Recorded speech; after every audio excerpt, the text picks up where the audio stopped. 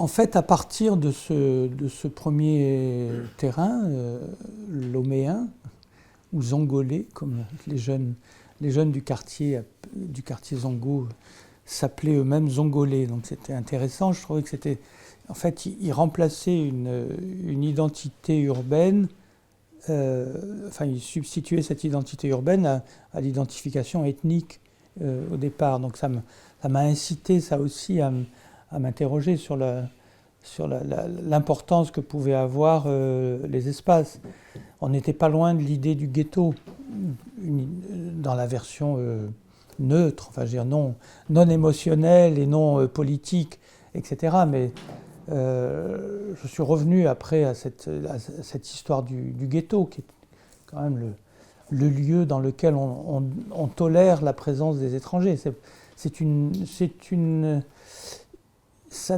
une expulsion qui n'est pas une exclusion totale, c'est une inclusion marginale, comme l'ont dit d'autres auteurs. C'est-à-dire que les gens ne sont pas totalement exclus de la ville ou de la société urbaine, ils sont tolérés dans un lieu marginal, à la marge, sur les bords. Et l'histoire du Zongo était une histoire de bord, sans arrêt, puisque comme je disais dans l'autre présentation, 5 déplacements successifs du même quartier qui a continué à s'appeler Zongo, qui a continué à être peuplé par la même population, mais pas tout à fait la même, effectivement, entre celle de 1884, qui est l'année que j'ai pu retrouver de fondation du Zongo au temps de l'occupation allemande du Togo, qui est resté donc sur les différentes colonisations qu'il y a eu ensuite, allemande, française et après les indépendances. Donc à chaque fois, on a un quartier qui se maintient avec le même nom, Zongo. Donc c'est comme si on avait le nom indique la fonction. Et d'ailleurs, Zongo, dans la langue Haoussa, c'est littéralement le campement, qui est opposé à Birni, qui est la ville dans son enceinte. Et donc la dualité Zongo-Birni, finalement, elle était reproduite même après tous les déplacements du quartier, qui sont aussi des déplacements de la communauté. Et donc, c'était intéressant de suivre ces déplacements, puisque à chaque fois, en essayant de retrouver la cartographie, à chaque fois au moment contemporain du déplacement du quartier, je me suis rendu compte que le lieu qui était central au début, à la fin des années 70, était en fait périphérique au début du siècle. Et lui-même était déjà un lieu qui avait remplacé 3 autres lieux qui étaient avant tous à la limite du périmètre de la ville. Pardon. Et donc on a une continuité comme ça de la marginalité, si on peut dire, une continuité de la marginalité, mais qui est une forme de présence, et qui est une forme de présence qui peut être accueillante pour celles et ceux qui arrivent dans une position de non-appartenance à la communauté, à l'espace, etc.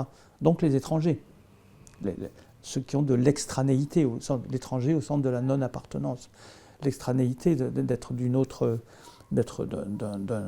loi, d'être d'une autre nationalité, par exemple, de ne pas appartenir au lieu, quoi. Et donc là, finalement, l'existence de ce quartier était ce qui permettait aux étrangers d'appartenir à un lieu tout de suite en arrivant. Et là, je parlais de l'école de Chicago, pour moi ça a été important, puisque là, il y a ces théories qu'on a considérées parfois un petit peu comme trop simples et fonctionnalistes, mais qui étaient justement de progression, c'est-à-dire le ghetto. Louis Wirth a écrit sur le ghetto et a théorisé, justement dans cette école de Chicago. Le ghetto est le premier lieu qui permet de s'intégrer dans la ville. La deuxième phase étant qu'on quitte le ghetto après. Voilà, ça c'est la version un peu irénique, on va dire, ou irénique ou intégrationniste, qui fait que dans un deuxième temps, on quitte le ghetto parce qu'on n'en a plus besoin. Finalement, on n'en a plus besoin, on a trouvé sa place économiquement, socialement, on a d'autres relations, etc., qui fait qu'on va quitter le ghetto pour aller dans d'autres parties de la ville plus anonymes, de meilleures conditions sociales, économiques, plus respectées, respectables, enfin bon, tout un tas de choses comme ça. Mais alors, cette théorie-là, elle peut évidemment être remise en cause dans la mesure où elle confirme un petit peu la centralité de certains lieux et la marginalité d'autres lieux. On peut dire aussi, et c'est un petit peu ce que j'ai découvert après dans un travail sur l'histoire de favela à Salvador, au Brésil, Salvador de Bahia, au Brésil, c'est qu'en fait, l'autre solution, si on peut dire, et ça s'est posé après évidemment pour toutes les histoires des campements, l'autre solution c'est que le quartier lui-même, qui est un quartier marginal, il va se transformer lui-même, il se transforme, il se sédentarise, il intègre en tant que quartier l'ensemble de l'espace. Voilà. Alors ça c'était un petit peu aussi l'histoire du Zongo, c'est-à-dire que dans la mesure où on a toujours besoin d'étrangers, c'est ça un petit peu la grande, la base profonde de mon travail, si on peut dire. On a toujours besoin d'étrangers quelque part pour recréer de l'altérité. Et ben, à Lomé, ben voilà, 30 ans plus tard, j'ai retrouvé mon quartier Zongo vivant, démultiplié, avec un monde fou, alors qu'au départ, il y avait quelque chose d'un peu désolant. C'était un peu la désolation où on leur avait dit bah là vous avez un espace et donc les gens venaient petit à petit, etc. C'était un peu laborieux, quoi. Mais voilà, donc c'est redevenu, enfin ça a continué à être ce quartier d'étrangers avec cette fonctionnalité très forte et cette signification très forte d'être voilà là où les étrangers qui arrivent pour une courte durée ou pour plus longtemps, vont trouver une place dans la ville. Voilà. Cette fonction-là, elle demeure, elle continue. Et donc on peut dire que peut-être que des gens qui sont là vont quitter le Zongo pour aller ailleurs, mais le quartier lui-même va continuer, et peut-être que les gens vont aimer ce lieu, vont vouloir le transformer, y rester. C'est pas seulement un pis-aller, quoi. C'est un lieu qu'on aime, un lieu auquel on s'attache. Donc si vous remettez ça dans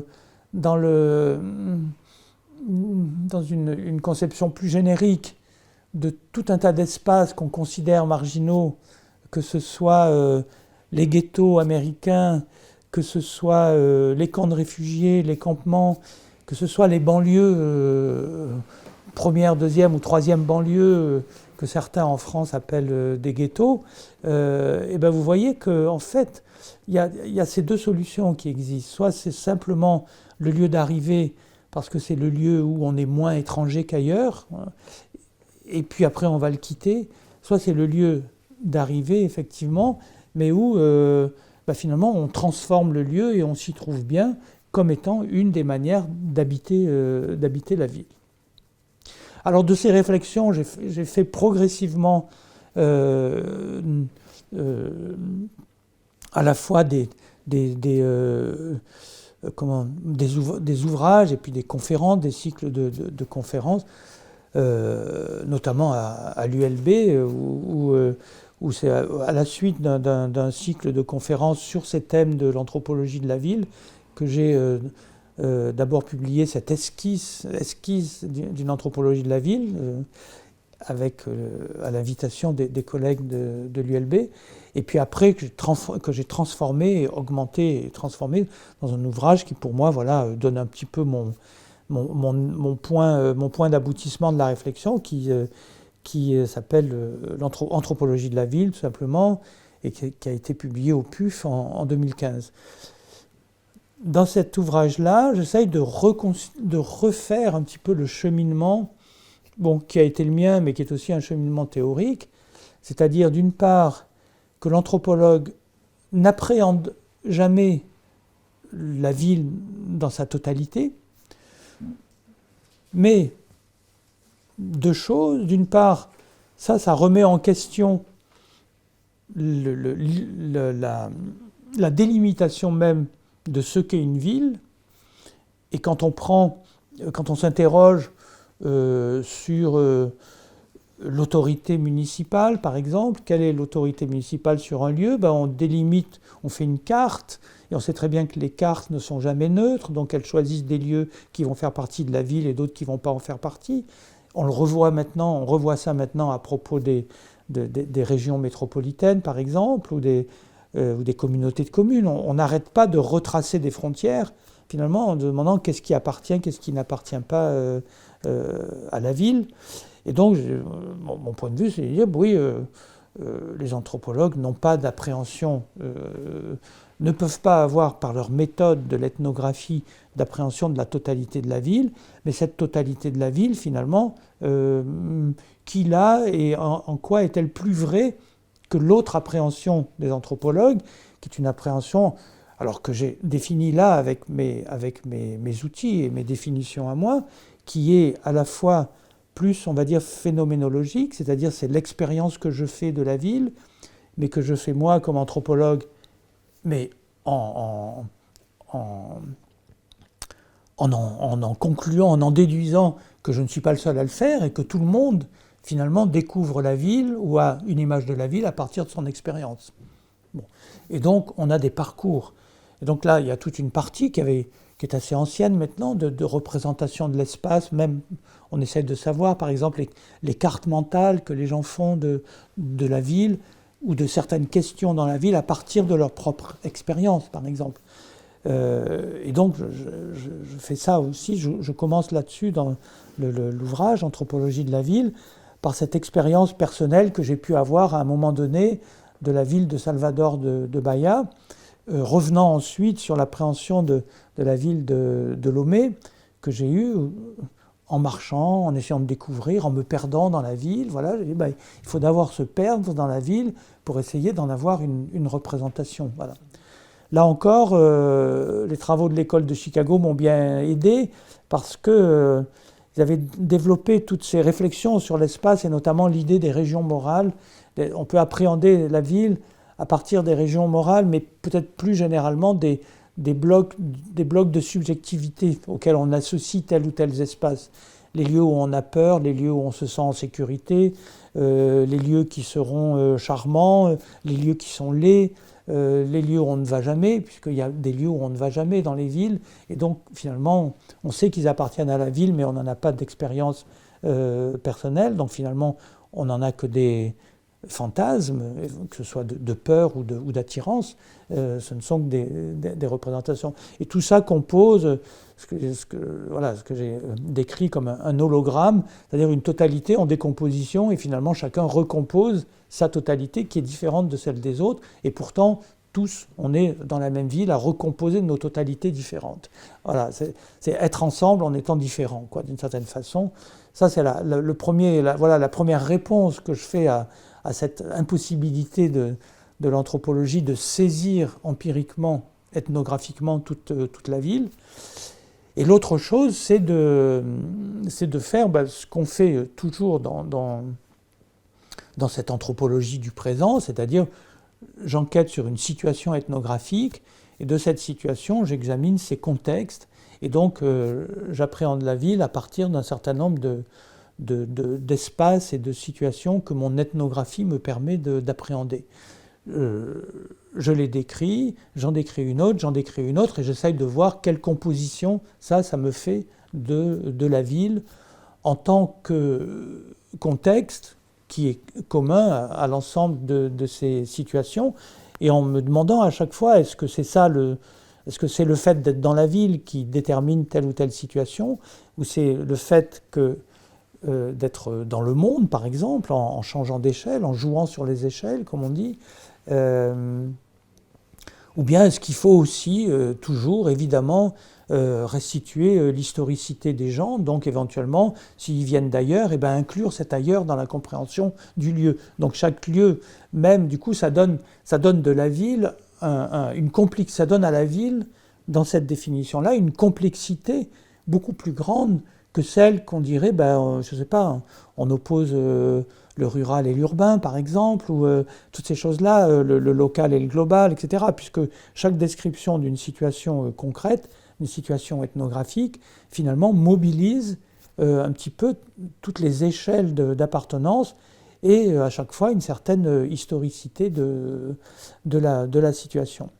Alors c'est comme ça que je me suis interrogé, alors après, dans cette réflexion-là, encore sur comment l'anthropologie saisit la ville. Alors, moi, j'ai mis une attention particulière à proposer à mes collègues, aux étudiants, etc., c'est des concepts qui pouvaient former le savoir urbain des anthropologues. C'est pas le savoir anthropologique de la ville, c'est le savoir urbain. En quoi l'anthropologie était urbaine, non pas parce qu'elle était localisée en ville, mais en tant que certains concepts venaient de cette expérience urbaine. Et donc j'ai identifié ces régions, situations et réseaux, ces trois éléments, en partant du fait, le premier fait, qu'il y a ce dérangement, disons, ce dérangement de l'anthropologie quand elle arrive en ville. Je me souviens d'un collègue très formé dans l'anthropologie structurale, on va dire, qui me disait, et qui argumentait, moi, quand mes enquêtés arrivent en ville, moi je m'arrête, j'y vais pas, ça ne me regarde plus. Et ça me dérange. Parce qu'il considère que l'anthropologie doit décrire des systèmes culturels le plus purs possible, le moins altérés, pour ensuite reconnaître qu'il peut y avoir des altérations. Mais ce schéma-là est complètement, pour moi, il est complètement erroné, puisque justement, il peut en plus amener à des erreurs d'évaluation sur ce que deviennent les cultures. Par exemple, quand on parle de déculturation, bon, moi, je ne sais pas trop ce que ça veut dire, de déculturation, puisqu'on perd des éléments d'une culture, peut-être, dans un contexte, et on en gagne d'autres. Donc, il y a toujours de l'hybridation, voilà. Dans la culture, il y a toujours de l'hybridation. C'est pas un éloge émerveillé et irénique du mélange, du métissage, etc. C'est un constat. Voilà. Il y a toujours des interférences. Il n'y a jamais un état pur de la culture, quoi. Voilà. Jamais un état pur de la culture. Et donc, voilà.